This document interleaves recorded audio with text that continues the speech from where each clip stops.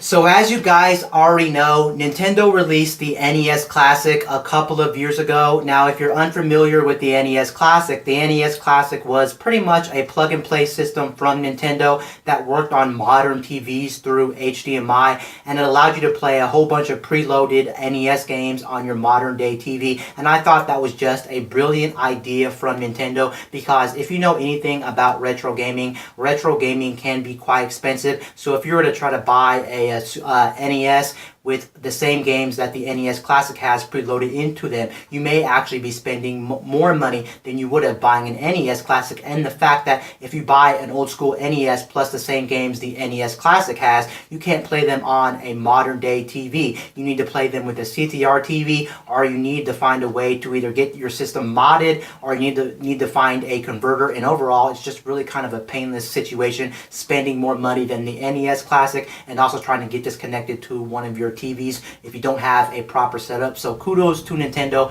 for making the NES Classic. Pretty much everyone and their mom went gaga for the NES Classic. After the success of the NES Classic, Nintendo went on to make this SNES Classic, and the SNES Classic is the same principle as the NES Classic. It was a plug-and-play system that worked on modern-day TVs through HDMI, and it allowed you to play some preloaded Super Nintendo games on the SNES Classic. Now there's rumors coming out that suggest that there may be an N64 Classic coming out from Nintendo, and that does make sense since Nintendo has been really successful with the NES Classic and also the NES Classic. I could definitely see Nintendo releasing an N64 Classic just because of how successful those two systems were. And Nintendo's not the first person to do these plug-and-play type systems like this. If you know Sega has had some Sega Genesis plug-and-play systems on the market, but the only thing wrong with the Sega Genesis plug-and-play systems is the fact that they go with this company called AtGames to make those Sega Genesis plug-and-play systems. And if you know anything about AtGames has a really bad track record when it comes to making hardware. Their emulation is bad, the sound is bad on that. Overall, the experiences on a lot of those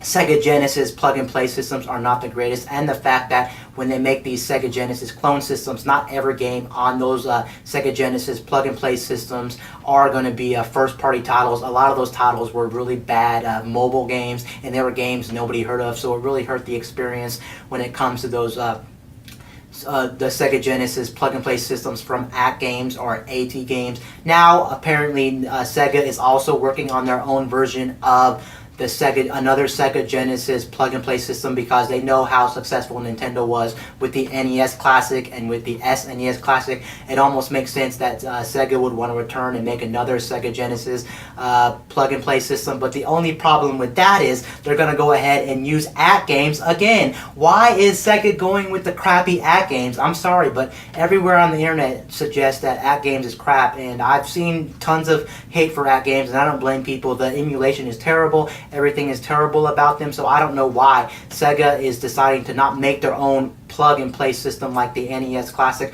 or the SNES Classic. Why aren't they developing it themselves? Because if Sega were to develop a really sweet Sega Genesis plug-and-play system that had a whole bunch of games preloaded on it that played on a modern-day TV, that would absolutely be phenomenal. But now we pretty much know that the next one coming out is pretty much going to be garbage and pretty much going to be no good. I'm not going to totally write it off because, hey, we don't know if AtGames behind the scenes is working on better emulation, working on better hardware and things like that. So this could come out, and this could actually blow people's socks off, and this could be amazing, but I highly doubt it, just with the bad track record AtGames or AtGames has. I guess the only redeeming quality, if it's even a redeemable quality for some of the Sega Genesis plug-and-play systems from AtGames, is the fact that Sega Genesis plug-and-play systems from AtGames actually took it up another notch up above the NES Classic and SNES Classic. They actually had a slot where you can actually plug in a lot of your cartridges to your system, so you weren't just stuck with the pre-built games. You can actually plug in your cartridges if you had a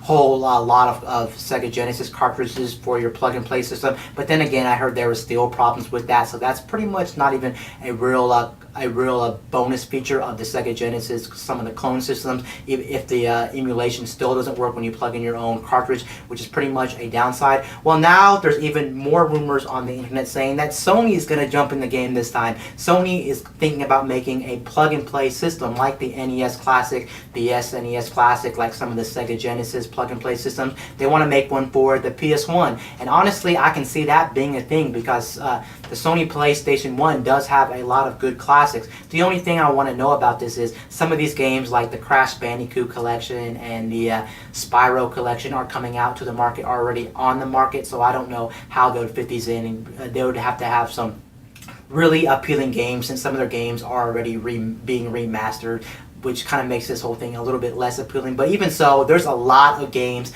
on a original PS1. There's so many good games. I'm not going to list off a list of games that they could put on a PS1 Classic, but I can definitely see a PS1 Classic happening, and I'm actually glad companies are seeing the success of the NES Classic and the SNES Classic to want to make their own plug-and-play systems of old classic systems, because that is absolutely sweet, and it's really good for the consumer. It's going to make sure that you can play these old school games at a much more cheaper price, and it's much more convenient to the consumer, so we don't have to pull out all of our hardware and all of our games, especially PS1. I think this would be the first time, if Sony does make a PS1 Classic, it would be the first time there is a plug-and-play system that has disc-based games on it, because none of the plug-and-play systems at the very moment are going off of disc-based games. So that would be pretty interesting to see them putting these games on them. How would the load times be? How would everything run and things like that? Because like I said, up until now, none of these systems have been CD-based systems. They've all been cartridge-based systems when it comes to these plug-and-play